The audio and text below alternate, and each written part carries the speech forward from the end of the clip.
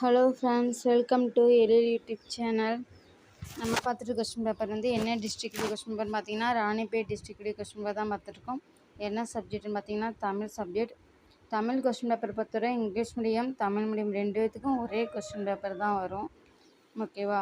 6th standard second midterm போன வருஷம் நடைபெற்ற ஒரிஜினல் கொஸ்டின் பேப்பர் தான் பார்த்துட்ருக்கோம்.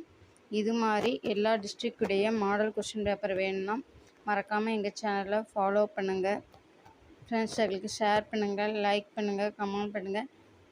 நெக்ஸ்ட் இது மாதிரி ஒரு கல்வி சம்பந்தமான வீடியோவில் சந்திக்கலாம். பாய்.